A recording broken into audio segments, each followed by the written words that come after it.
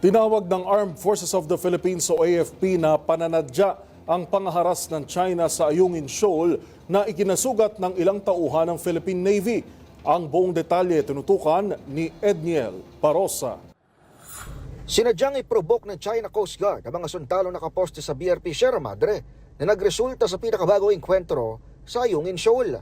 Yan ay giniit ng Armed Forces of the Philippines matapos ang insidenteng ikinasugat ng dalawang tauhan ng Philippine Navy nitong Hulyo 21.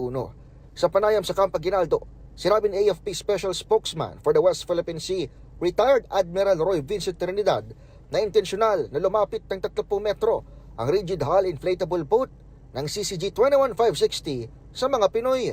Ito ang manaunang beses na lumapit ng gusto ang mga Chinese sa nakasadsad na barkong pandigma mula noong marahas na June 17, 2024 incident.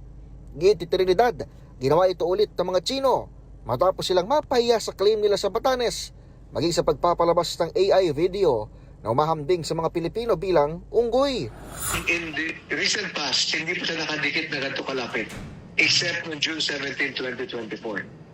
Meaning to say, this is an unusual event of coming close, taking pictures and videos.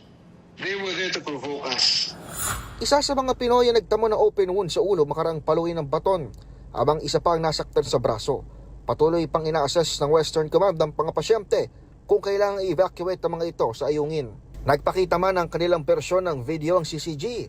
Hinamon sila ni Trinidad na ilabas ang buo nilang footage. Samantala, kinundina ng National Task Force for the West Philippine Sea, Department of National Defense at Department of Foreign Affairs ang nangyaring harassment sa loob ng Exclusive Economic Zone ng Pilipinas. Para sa MBC TV Network News, ako si Edniel Parosa ng DZRH.